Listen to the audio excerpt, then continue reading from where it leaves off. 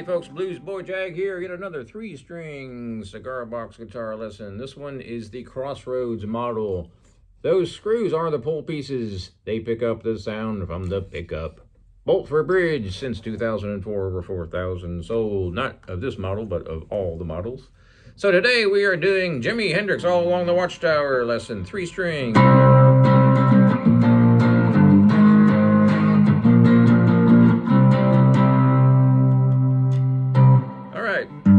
So we are tuned to open G. The big string is an A string tuned down to G. The D string is tuned normal to D, and the first string is a G string, which is tuned normal to G.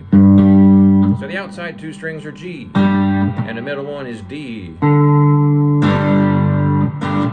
So you need a little bit of distortion on this one to get it, kind of Hendrixy sounding. And I've got some reverb on this. By the way, I'm using a Cube 10. I've got the reverb kind of cranked up on this one, but you can set it however you like. So this one's pretty easy. What we're doing here, barring all the way across on the fifth fret, going down to the 3rd fret, going down to the 1st fret, going back up. That's the entire song.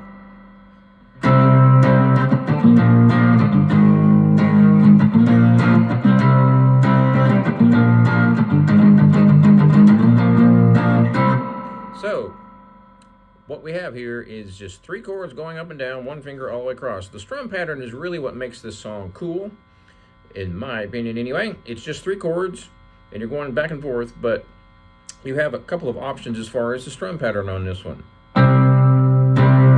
So the way I do it is syncopation, which a lot of people use, especially for a bar chord kind of a thing. And what we're doing here is we are walking down from the 5th fret, and then we're doing a couple clicks there. Then we're going down to the 1st fret. So it's bum bum pa click click dum click dum click dum.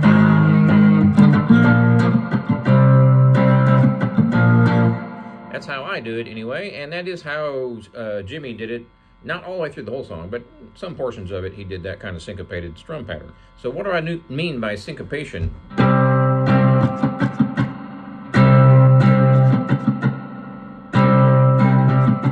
Funky, basically.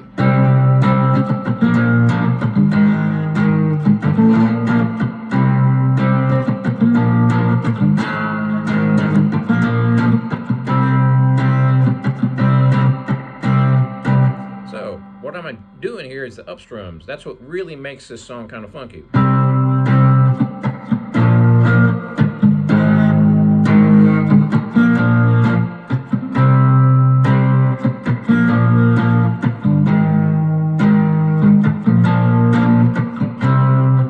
Sometimes I might follow through on the up.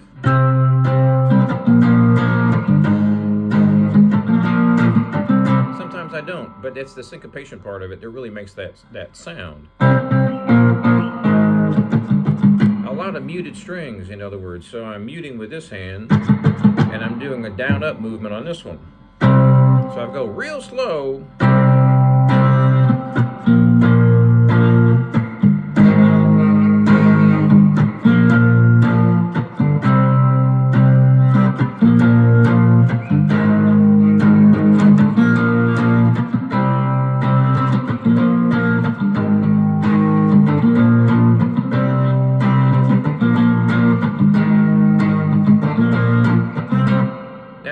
You can also kind of do a little bit of a mute if you're going to be singing this song, so when the verse comes up, you can kind of bring it down just a little bit. So you start out kind of rocking, punching it pretty hard. Then when you start singing, now I'm not using my fingernail, I'm using my thumb. So when I really want it loud, I'm using my fingernail. Super common on a 6-string or a 3-string, whichever. Very, very, very common. Down strum with that first finger to make it brighter. I'm not using a pick. Of course, if you use a pick, you can make it brighter or softer with that too. Here's my pick. So you can see that's pretty bright. Now if I want to mute it, I just use the palm of my hand back here, and I'm touching the strings. I'm palm muting. Super common, been around for hundreds of years, I suppose. Basically what you're doing is using that fatty part of the side of your hand right in front of the bridge. So on this one, there's the bridge. You want that part of your hand, of your palm, right in front of the bridge. Up here, you're going to pretty much kill the whole chord, and all you hear is a click. But if you put it here, you'll get a partial mute. So you get this chord, but it's not too loud. So the palm of my hand is almost on top of the bridge. It's just a little hair in front of the bridge. If you put it right on top of the bridge, you're going to kill it. You're not going to hear anything. So if you move it up just a tiny bit. Now this is how I do it. You don't have to do it exactly this strum pattern, but this is something I've been doing for a long time. Going on 45 years. I kind of do that syncopated funky thing. Started doing this when I was just a pup, learning how to play guitar. So, when he's singing, he brings the volume down by muting, and he probably pulls his volume control down just a little bit, which is also certainly something you could try. Then, when the solo comes up, obviously, you can't play a solo and play the chords at the same time, but he would crank it up, so he'd probably turn his volume up on his guitar to play the solo. Now, if you notice all those clicks, you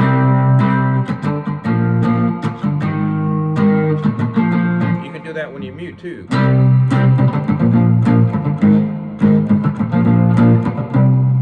And I'm predominantly playing on the big string and the middle string. The first string is a little bit faded out because it's the thinner string. So if you want to get that first string in, that's cool too. Or you can just do the top two. That's just the top two strings, the big one and the middle one. So that's the gist of the rhythm of this song. Pretty straightforward. It just keeps doing that same pattern. It's the brightness and the dynamics that really make the difference. So you can bash it out, crank it up.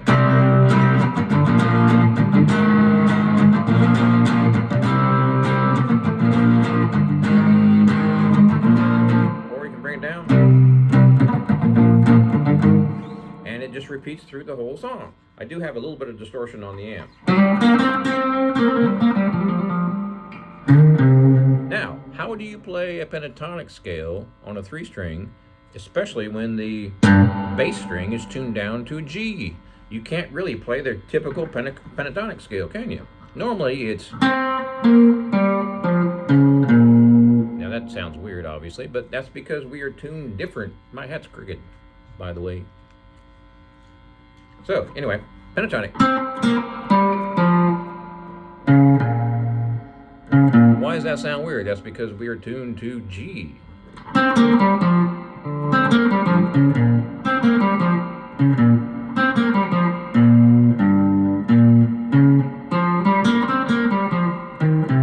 Here we go.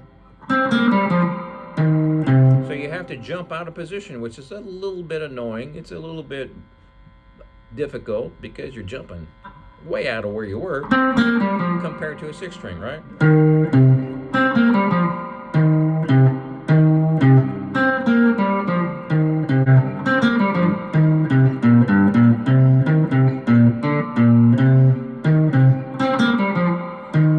So there's your pentatonic on a 3-string open tune G.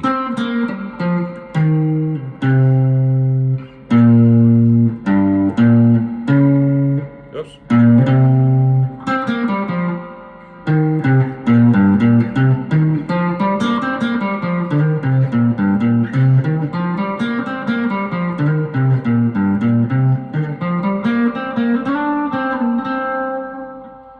So it's a little bit more of a pain because you're kind of not in the same spot you would be on a 6-string.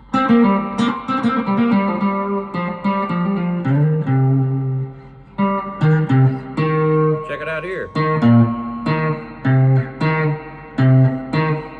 Same note. So So here's the alternate way to do it.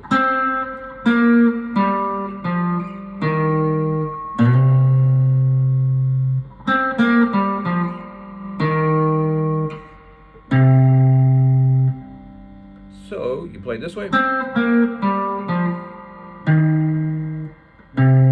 or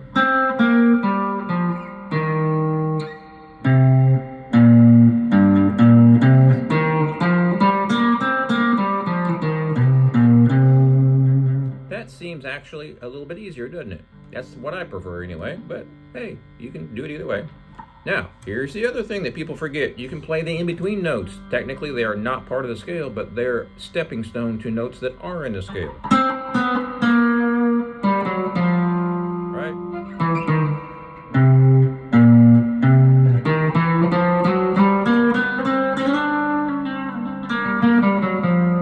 Now you got a whole lot more options, right?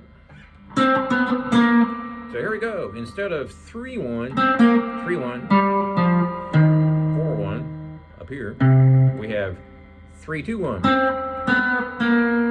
We're playing the in-between note. It's not part of the scale, but it takes you to a note that is in the scale. You can do the same thing on the second string.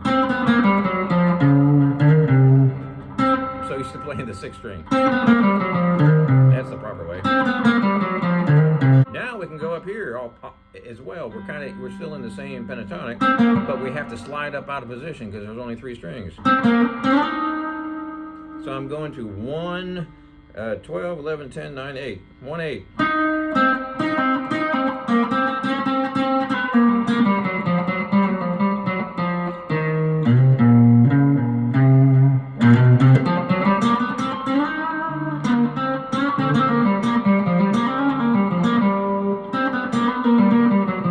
So here's a cool lick.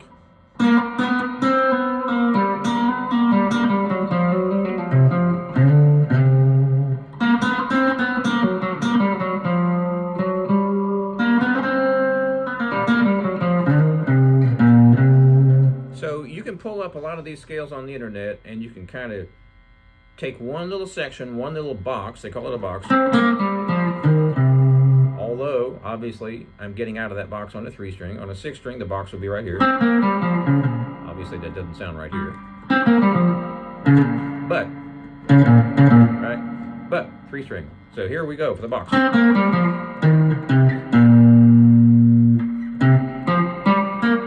Then, of course, you have your in-between notes. Now, a lot of people think, well, there's not a whole lot of notes to play around with on this song. You know, Jimi had a 6 string. He could play all sorts of bends and go up and down and play real high. Well, you can do that as well. Don't forget that you have your octaves up here. So this is your 3rd fret and your 5th fret. 3rd fret, 5th fret, right? You have it an octave up. Right? So that's your octave of the same scale. Add your in-between notes.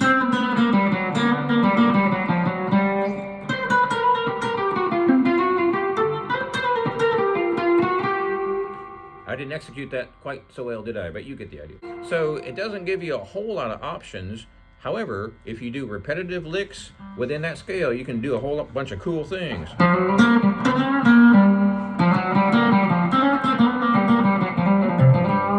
One other thing I do a lot of times is I'll go out of the scale. Remember, this is the note. I can go one above that, which is a bend, right? I can bend it. Right? Everybody knows that. But check this out. Instead of bending this note, I'm just going to play a 1 fret above it. Hey, why not?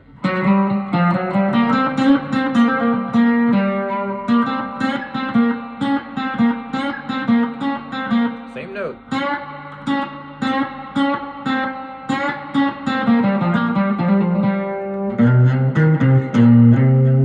So you add all that together and play those in-between notes like I showed you a minute ago.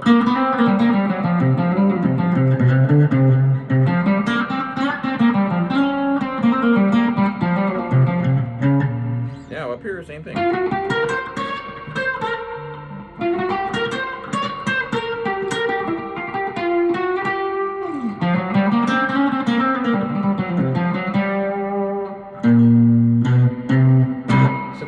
folks. That's the whole song. Thanks for watching. Be sure and subscribe. Check out my Cigar Box Guitar store. Since 2004, over 4,000 sold. Thanks for watching.